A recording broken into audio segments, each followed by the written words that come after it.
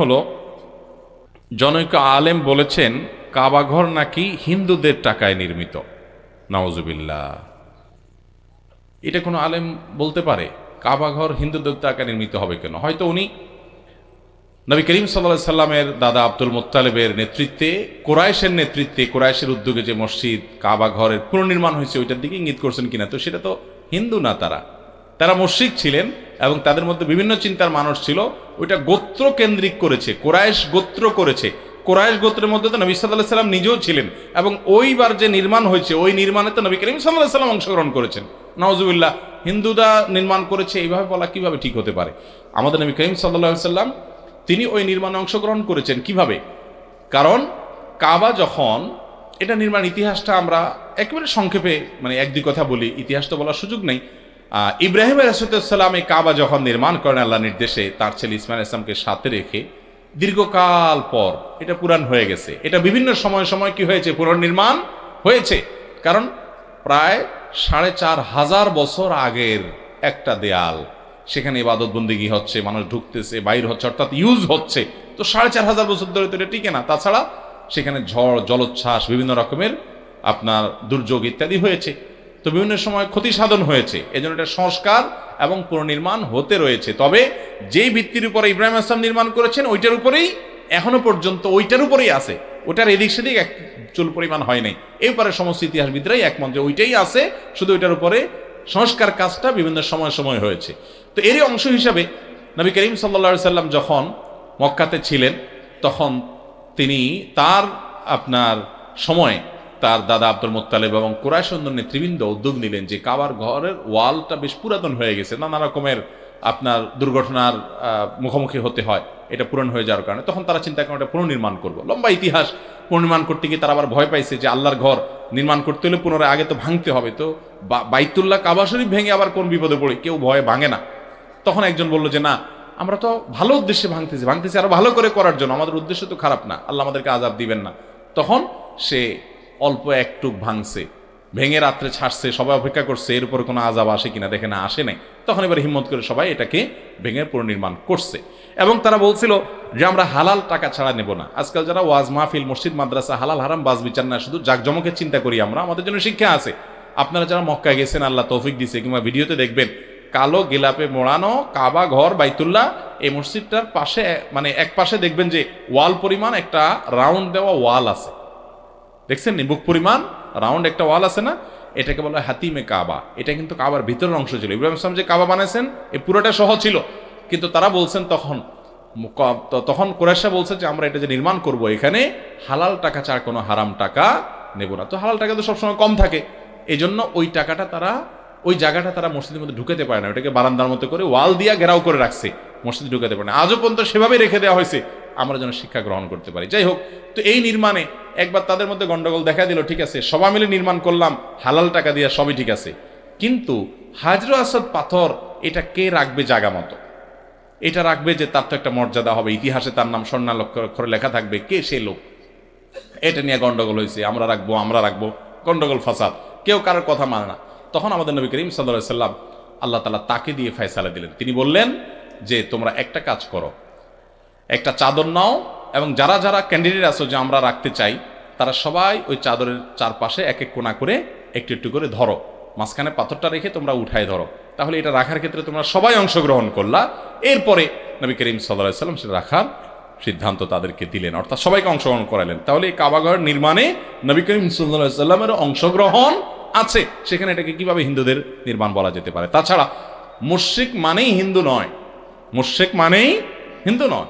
হিন্দু তো একটা বিশেষ ধর্ম, তাদের শিরকের ধরন একরকম, অন্য মুশরিকদের মধ্যে আরেক রকমের আপনার বিশ্বাস ধ্যান ধারণা থাকতে পারে। বিধায় আজকের হিন্দু ধর্মাবলম্বী যারা আছেন তাদের সাথে তখনকার মক্কার সকল মানুষকে মেলানো এটা একেবারেই ভুল এবং বোকামি। তাছাড়া মসজিদে হারাম বা কাবা, এই মসজিদ এর পরেও নির্মাণ হয়েছে এবং ওই সময় যে নির্মাণ হয়েছে তখন এই মুশরিকরাই শুধু নির্মাণ করেছে তা না, তখন গোত্রীয়ভাবে কাবার নির্মাণ করেছে কোরাইশের লোকজন, কোরাইশের বিভিন্ন গোত্র উপগোত্রগুলো এবং অন্যরা সবাই সহযোগিতা করে এটা নির্মাণ করেছে। এটা কোনো ধর্মীয় দৃষ্টিকোণ থেকে কোনো মুশরিকরাই শুধু নির্মাণ করেছে, এখানে শিরক এবং তাওহীদের প্রশ্ন শিরক আলারা করেছে, ব্যাপারটা এরকম না, এবার ব্যাখ্যা করে এটা ভুল।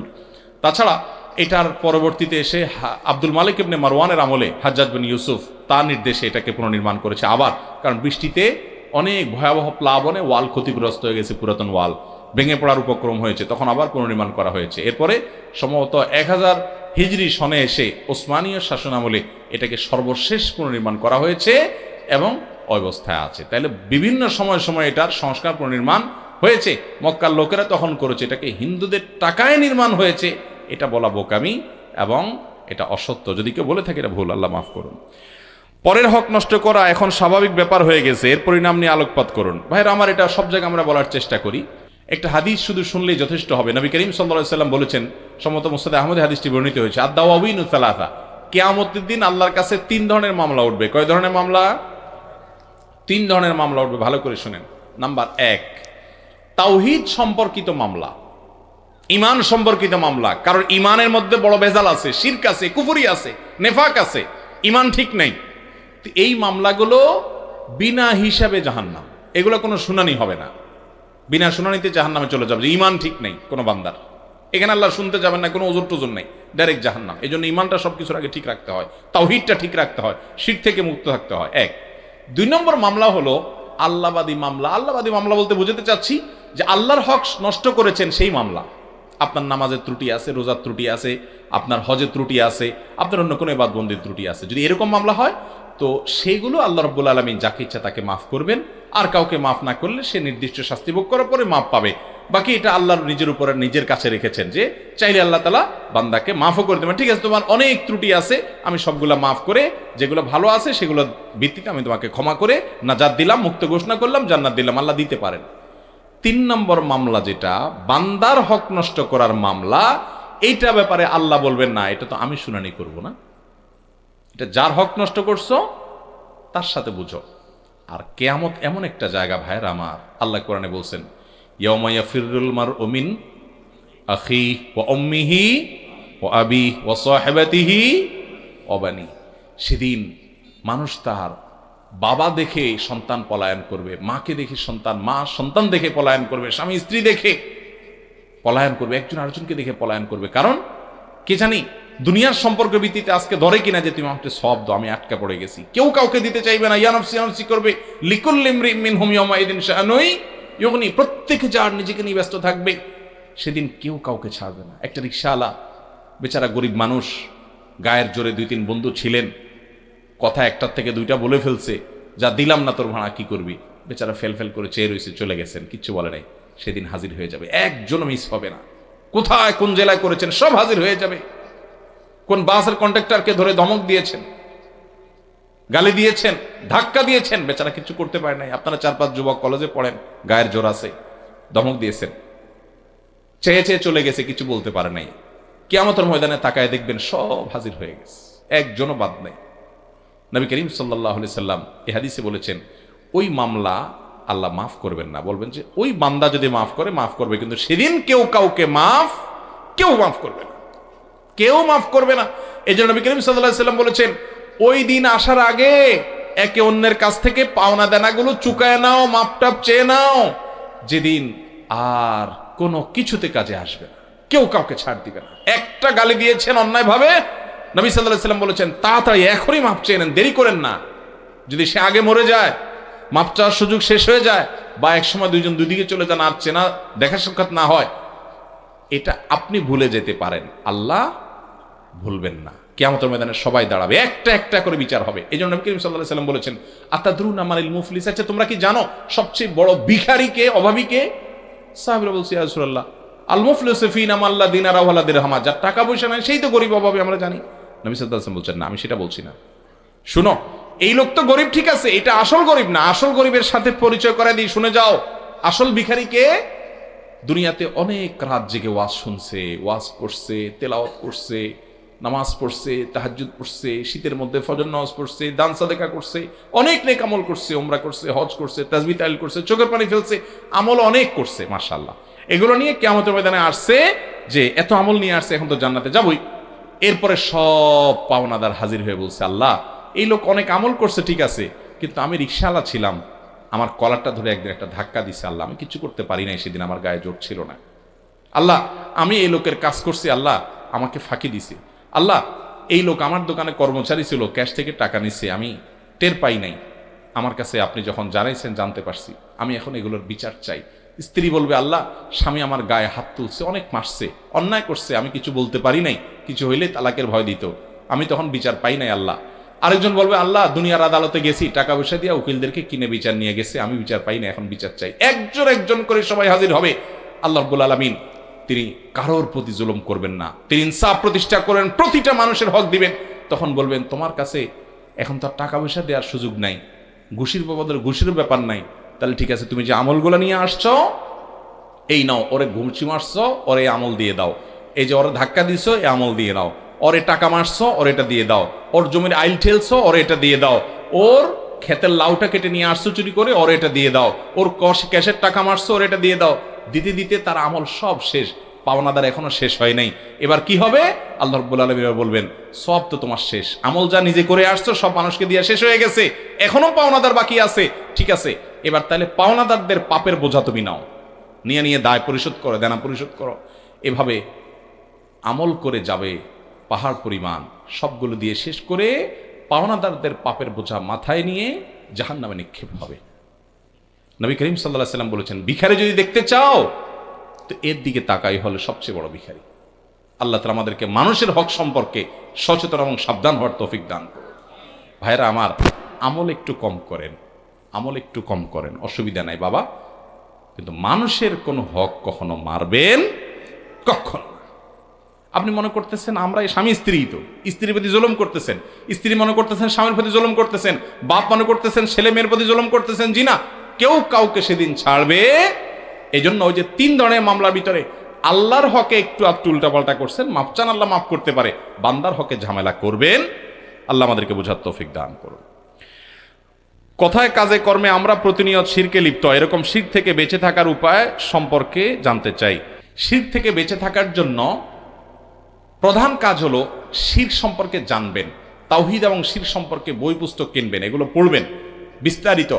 ডক্টর খন্দকার আব্দুল্লাহ জাহাঙ্গীর রহমাতুল্লাহ ইসলামী আকীদা, রাহে বেলায়েত, ইহয়াউস সুনান, এই বইগুলো পড়বেন, আগাগোড়া পড়বেন, তাওহীদ এবং শির সম্পর্কে বিস্তারিত ধারণা পাবেন ইনশাআল্লাহ। সুন্নাহ এবং বিদআত সম্পর্কে ধারণা পাবেন।